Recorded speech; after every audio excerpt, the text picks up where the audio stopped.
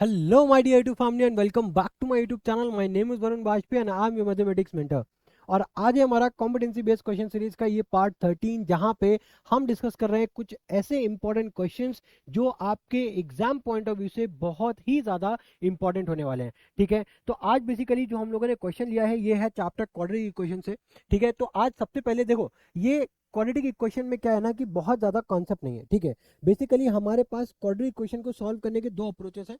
पहला तो है हमारा मिडिल टर्म स्प्लिटिंग मेथड, दूसरा हमारा क्वाड्रेटिक फॉर्मूला। ठीक है, बस इन्हीं दो फॉर्मूलेज पे, इन्हीं दो पॉइंट्स पे पूरा चैप्टर बेस है। ठीक है, तो आज बेसिकली हमने एक वर्ड प्रॉब्लम लिया है, तो सबसे पहले हम लोग ये देखेंगे कि इस वर्ड प्रॉब्लम से इक्वेशन किस तरीके से फ्रेम की जाती है, देन उस इक्वेशन को हम लोग सॉल्व करना भी सीखेंगे। ठीक है, क्वेश्चन क्या है, a passenger while boarding a plane slipped from the stairs and got hurt. ठीक है, एक पैसेंजर जो है बोर्डिंग के दौरान वो फिसल जाता है और उसको चोट लग जाती है। तो पायलट जो है उसको लाइक तुरंत इमरजेंसी क्लिनिक में रेफर करता है। ठीक है, उसके ट्रीटमेंट के लिए। इस वजह से due to this plane got delayed by half an hour, मतलब इस वजह से प्लेन जो है वो आधा घंटा डिले हो जाता है। ठीक है, to reach the destination 15 kilometres away in time so that the passenger could catch the connecting flight, the speed of the plane was increased by 250 kilometers per hour than the usual speed। देखो क्या है, question क्या है, ध्यान से समझना। ठीक है, बेसिकली हमारे पास एक एरोप्लेन है। ठीक है, ये हमारे पास एक प्लेन है। अब इस प्लेन को सपोज पॉइंट ए से पॉइंट बी तक जाना है, पॉइंट ए से पॉइंट बी तक जाना है। ठीक है, अब इन दोनों पॉइंट्स के जो बीच की जो डिस्टेंस है वो हमारा 1500 किलोमीटर्स। ठीक है, इन दोनों पॉइंट्स के बीच की जो डिस्टेंस है वो कितनी 1500 किलोमीटर्स है। ठीक है, अब सपोज करो मैं यहाँ पे दो केस लूंगा। ठीक है, तो जो केस वन होगा उसको पहले ध्यान से समझना। केस वन में मैं ये मान करके चलता हूँ कि वो पैसेंजर जो है वो गिरा ही नहीं है। ठीक है, ऐसी कोई मतलब कोई ऐसी अनसर्टेनिटी हुई ही नहीं है। ठीक है, तो हमारा क्या होगा, तो भाई प्लेन डिले होगा ही नहीं। अगर भाई प्लेन डिले क्यों हुआ है, क्योंकि वो पैसेंजर को तो चोट लग गई, इस वजह से ही तो प्लेन डिले हुआ है ना। अब अगर मान लेते हैं ऐसा कुछ हुआ ही नहीं है, तो उस केस में भाई प्लेन को डिस्टेंस कितनी ट्रैवल करनी थी, प्लेन को तब भी डिस्टेंस तो 1500 किलोमीटर ही ट्रैवल करनी थी। मान लेते हैं उसकी जो स्पीड होगी, जो इसकी स्पीड है थी उस टाइम पे, नॉर्मल टाइम पे, ठीक है, नॉर्मल जो स्पीड है प्लेन की वो कुछ x किलोमीटर पर आवर है। और इस स्पीड से जब प्लेन इतनी की डिस्टेंस को कवर करता है तो उसको कुछ टाइम जो है वो कुछ टी आवर्स का टाइम उसको लग जाता है। आई होप ये चीज क्लियर है। ठीक है, अब देखो, अब हमारे पास एक फॉर्मूला होता है speed equals to distance upon में टाइम। ठीक है, ऐसे केसेस में स्पीड डिस्टेंस टाइम में हमेशा हम लोग टाइम को कंपेयर करते हैं। तो टाइम का फॉर्मूला क्या हो जाएगा, डिस्टेंस अपॉन में स्पीड। हमेशा याद रखना, जब डिस्टेंस कांस्टेंट होती है तो वहां पे टाइम को कंपेयर किया जाता है। ठीक है, तो यहाँ पे बेसिकली दोनों, अब यहाँ पे केस केस वन तो ये हो गया। ठीक है, अब केस टू, मैंने क्या बोला कि डिस्टेंस कांस्टेंट है, उसको ध्यान से समझना। केस टू में क्या है, केस टू में मैं ये मान कर चल रहा हूँ, जो क्वेश्चन में गिवन कंडीशन है कि जो कोई पैसेंजर है वो हर्ट हो गया जिसकी वजह से प्लेन डिले हो गया। ठीक है, तो अब उस केस में डिस्टेंस हमारी कितनी होगी, वो तो 1500 किलोमीटर ही रहेगी। इसी वजह से मैं बोल रहा हूँ दोनों केसेस में डिस्टेंस कांस्टेंट है। ठीक है, इसी वजह से हम लोग टाइम और स्पीड को कंपेयर कर रहे हैं। आई होप यू अंडरस्टैंडिंग। ठीक है, आप समझना बात। ठीक है, देखो यहाँ पे बात ध्यान से समझना। ठीक है, डिस्टेंस इतनी हो गई, अब स्पीड जो है, स्पीड क्या है भाई, अब प्लेन ऑलरेडी डिले हो चुका है ना, तो इस वजह से अगर प्लेन डिले हो चुका है तो अब अगर पैसेंजर्स को जो कनेक्टिंग फ्लाइट है, ध्यान से समझो, could catch the connecting flight. ठीक है, क्या समझा, क्या लिखा हुआ है, to reach the destination 15 kilometre away in time so that the passenger could catch the connecting flight. अब देखो, उसको उसी टाइम पे पहुंचना है, प्लेन ऑलरेडी डिले हो चुका है हाफ एन आवर से, बट उसको उसी टाइम पे पहुंचना है, तो क्या करना पड़ेगा भाई, उसको गाड़ी तेज, क्या प्लेन को तेज चलाना पड़ेगा ना। अब प्लेन ऐसे नहीं चलता, उड़ता है। ठीक है, तो प्लेन को तेज चलाना पड़ेगा, और उसने स्पीड कितनी बढ़ा दी, 250 किलोमीटर प्रति घंटे की स्पीड उसने बढ़ा दी। अब जब 250 किलोमीटर प्रति घंटे की स्पीड उसने बढ़ा दी, तो वहां पे यही जो टाइम आधा घंटा है ना, इसी टाइम को उसने घटा दिया, मतलब इसी टाइम को उसने मैनेज कर लिया। I hope you are understanding.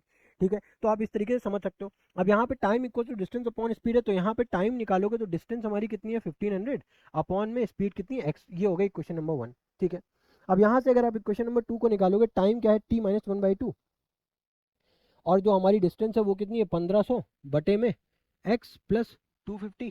ठीक है, यही है ना। अब ध्यान से समझना। ठीक है, अब अगर हम इन दोनों इक्वेशंस को कंपेयर करें, इक्वेशन 1 और इक्वेशन 2 को, तो क्या हम t की जगह पे ये वैल्यू रख सकते हैं, तो हमारे पास जो वैल्यू आएगी, अब बताना है सही है या नहीं। ठीक है, मैं यहाँ पे लिख रहा हूँ।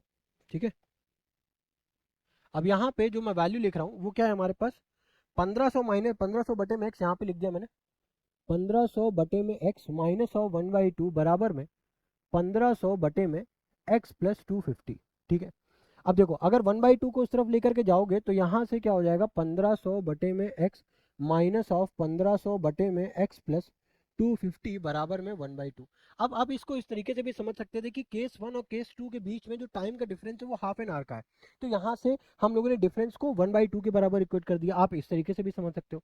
ठीक है, अब क्वेश्चन ये आ रहा होगा माइंड में, हो सकता है आपके माइंड में क्वेश्चन है कि सर हमने 15/x को पहले क्यों लिखा, 15/x प्लस 250 को बाद में क्यों लिखा।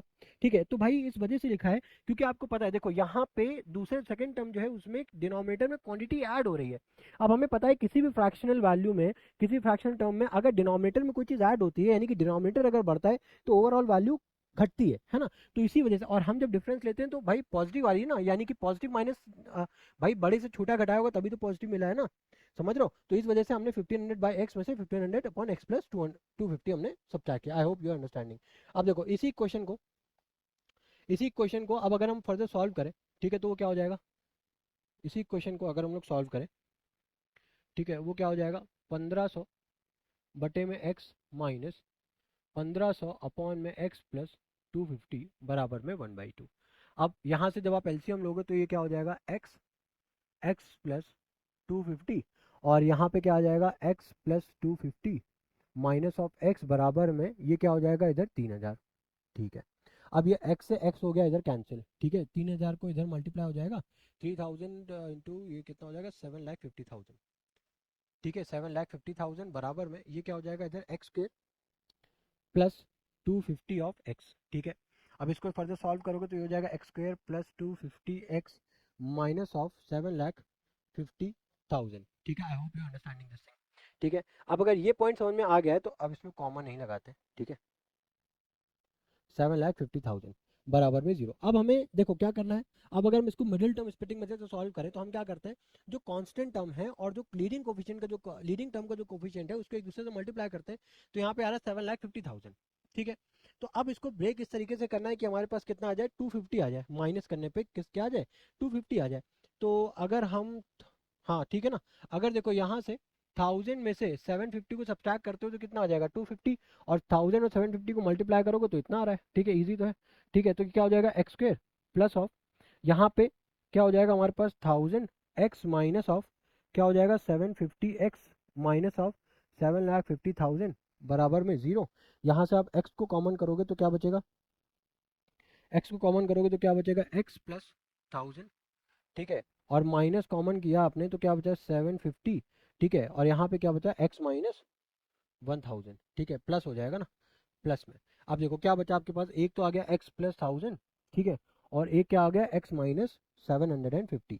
ठीक है, यानी कि x की हमारे पास कितनी वैल्यूज आ गई, दो वैल्यूज आ गई। ठीक है, अब देखो क्वेश्चन क्या पूछा था, तो हम लोगों ने अभी खाली डायरेक्ट अपना क्वेश्चन पढ़ा है। ठीक है, इस पेज को ही डिलीट कर देते हैं अब, है ना। अब हम लोगों ने अभी क्या पढ़ा, अभी तो डायरेक्ट क्वेश्चन ही पढ़ा था ना। अब क्वेश्चन ए जो पार्ट पूछा क्या गया है, ठीक है, अभी तो हम लोगों ने खाली सिचुएशन को एनालाइज किया है। क्वेश्चन का if x represent the usual speed of the plane then find the quadratic equation. अरे ये तो उसने इजीली पूछ लिया, इजी चीज पूछ लिया। हमसे क्या पूछा है कि बस क्वाड्रेटिक इक्वेशन बताओ क्या फ्रेम होगी, तो क्वाड्रेटिक इक्वेशन तो ये फ्रेम हो गई साहब, यही हमारा आंसर आ गया, है ना, यही आंसर आ गया। अब देखो एक और पार्ट है, पार्ट क्या, what is the usual speed of the plane.